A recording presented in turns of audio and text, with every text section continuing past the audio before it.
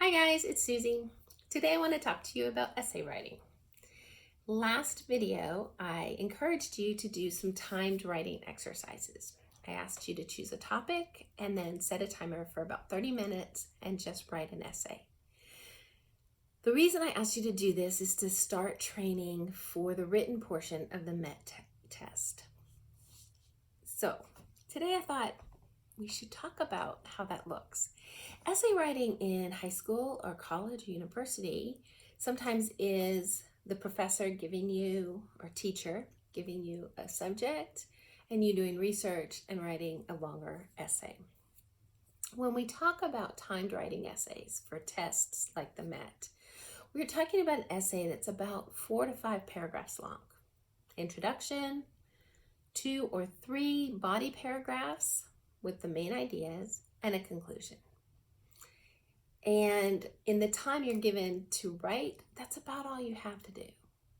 So there's 3 different kinds of essays that could show up on a MET test. One is persuasive or argumentative. This type of essay is an opinion piece. It's how you think about something, or trying to convince somebody to do something, or to see your point of view. If you were to write a persuasive essay on skiing, you would not talk about techniques or equipment. You would talk about whether you liked it and where you like to go to ski. So persuasive is definitely opinion. The second type is called, big word, expository. And basically it's an explanation. It starts with the same 2 letters. So let's just go with explanatory. This is the type of essay where they ask you to impart information, to teach something maybe. Write an essay on how to write an essay. Something where you don't give your opinion, but you give facts or ideas supporting what they've asked you to write. The third kind is called narrative, and this is storytelling. And like a long story, narrative has a little arc. So the beginning is the introduction, it comes up into the storyline, and then a nice conclusion. It's like a book all shoved into 5 paragraphs, maybe 6 in a narrative. And those narratives are going to be the questions that tell me about a time when you did something crazy, or write about a memory from your childhood. Those are narratives. Over the next couple of videos, I'll kind of go through each one. But today, because I think this is the most common one, is I want to talk about the persuasive or the argumentative essay. Now, remember, I said essays have 5 parts, maybe 4, 3 major parts. The number 3 is really important in essays. 1, introduction. The 2 is the body, and 3 is conclusion.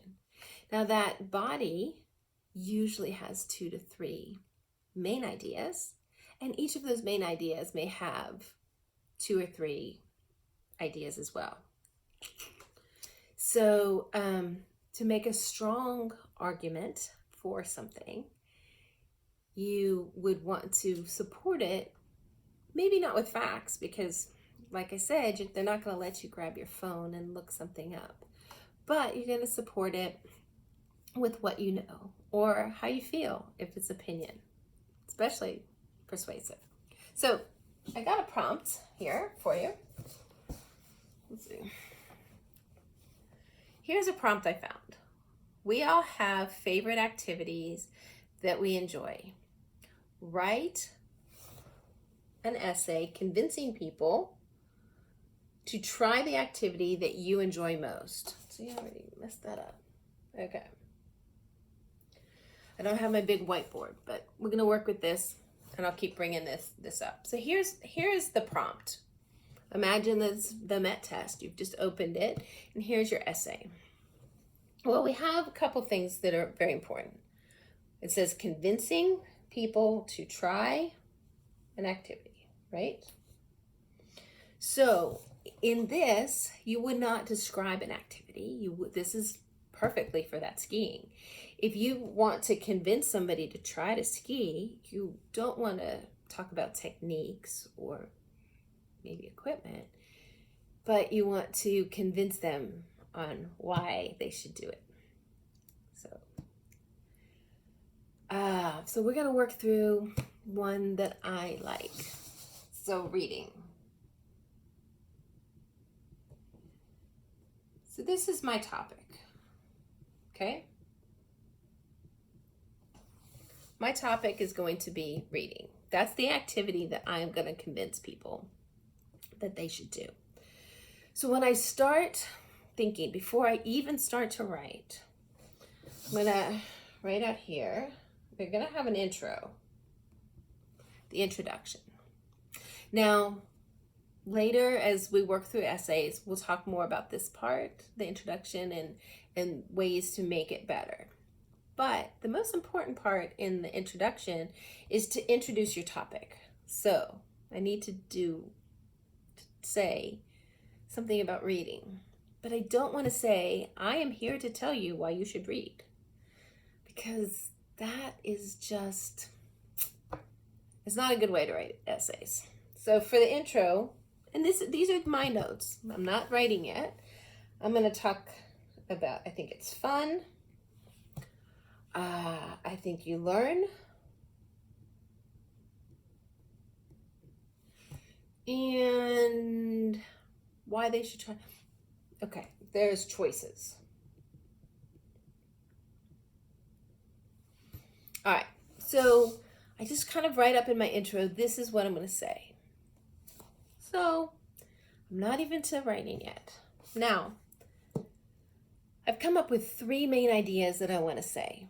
I know that I have a positive idea about reading because the prompt tells me that I'm going to convince somebody to try it. So if I'm going to convince you to try it, my outlook is very positive. It's something I enjoy. We talked about that. An activity you enjoy. So here are the things I like about reading. So let's go to paragraph 1. Now when you see this symbol, it looks like let me take the 1 out of there. It's like a P with an extra line. English grammar, you'll find that in this paragraph. So paragraph 1, let's see, I think my weakest argument is choices. So I'm going to write choices here. That's my first body paragraph. My second one is fun. And for my third paragraph, go down a little bit, is learning or learn. Okay, so now I've outlined what I want to write. You can do this up in the corner of your paper just to get some ideas going. And now I'm going to think about, I'm not going to even think about we know conclusion will come. I'm not going to worry about it. And I'm not going to worry about writing the intro just yet. So now I have 3 ideas. So let's talk about where my keywords are for choices. I might think something for everyone.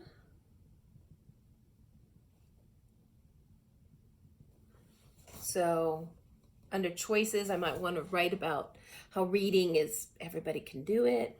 That there's many books when choices. So what is positive about choices? If you like sports, there's sports books. If you like history, there's history books. So something for everyone. I want to say something about liking, your likes. If you like sports, maybe that's a sentence. For those who like sports, there's sports books. And for those who like history, there's many books on history. That could be a sentence. It's an argument as to why I think it's a good idea or why you should read. Okay. I said at the beginning that this is probably my weakest, so having 3 things underneath it might not be so good, but there's some key words there. So for fun, I think it's relaxing.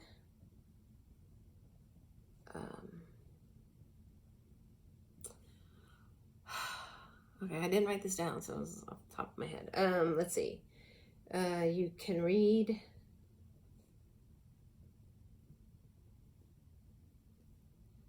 anywhere.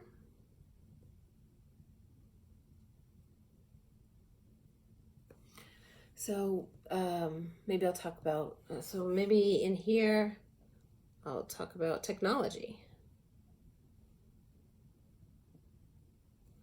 So maybe fun isn't quite the word I'm looking for. Maybe I'll change that and do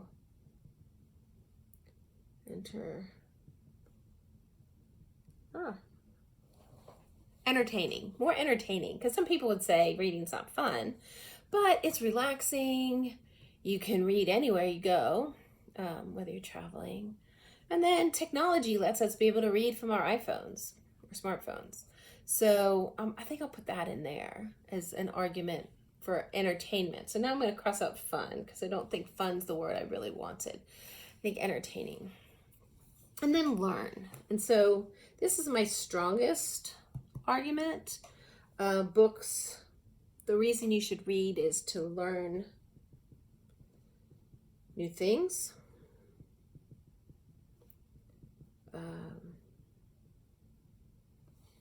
So maybe you want to learn about, I don't know, World War II. Some more facts about that. You know, we just had Victory Day. So maybe you went to the Victory Day parade. I know, not this year. And you were inspired and you thought, I just want to read more about what happened. So books, reading lets you do that. Maybe you can learn more about what you know. Whoa, that's long. Hold that up there. So let's say you're building a house and you know how to build a house. I know one of you knows how to build a house, but maybe you want to learn other techniques. So in that part, I'm going to talk about learning more about the things you already know about. And then I think because it's probably one of the biggest reasons people might read would be to travel. If you want to learn about another country, another culture, some other people. So travel is just my keyword to make me think about that. All right, so here's my quick. Oh my God, I'm looking. I've been talking. I've done this this outline in less than 10 minutes, probably about 7. I'm going slowly because we're talking. So now I have this all set up, and I'm going to say in the conclusion, it's going to restate whatever's in the introduction, but I'm just going to think about the conclusion now and say something about everyone should try reading. Let's see. Because it is an, I did not think about this before I started writing, enjoyable way to learn about many things. All right. Okay. There we go. So now, if I haven't said it already, and I probably didn't, when you have a timing, like say 30 minutes to write, I always recommend that the first maybe 3 to 5 minutes, you do something like this. Maybe not quite this elaborate on a piece of paper, but maybe in the upper corner of your paper, you would write, let me see, just real quick do this. I might put reading and then do choices, entertain, learn. Okay. So maybe up in the corner of my paper, I might write, scribble scrabble that down real quick. So that but I'm thinking all this in my head. And I would say that when you're doing the practice timed writing, get a second piece of paper and do an outline like we've just done. Something like this. Hold that up. Because now the paper writes itself. The essay writes itself. So now when I go to look at what I'm going to write, I have keywords.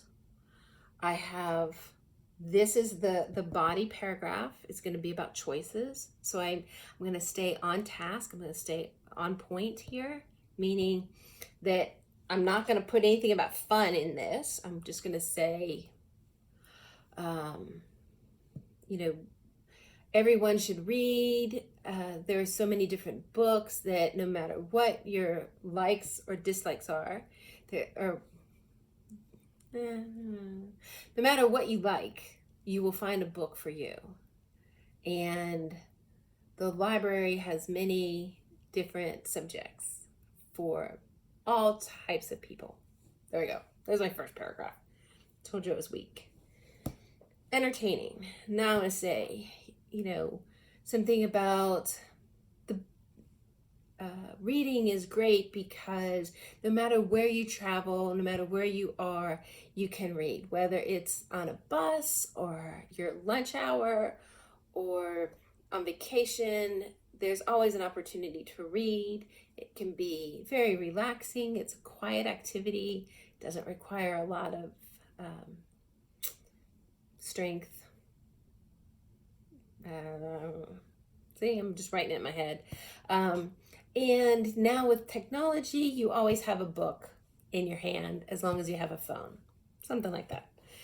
And then I'm going to talk here about the best part about reading, or best reason to read, is because it teaches you things and you can learn about many wonderful places to travel, and whenever you read, you meet new people and you learn new things. And even if you know something about that topic, you can always learn something new. Just writing it, right? And then the conclusion, I've kind of already know that I'm going to wrap it up. Reading is for everyone. Now, we're going to talk a little bit about the intro, but I think I'm going to spend another video on intro.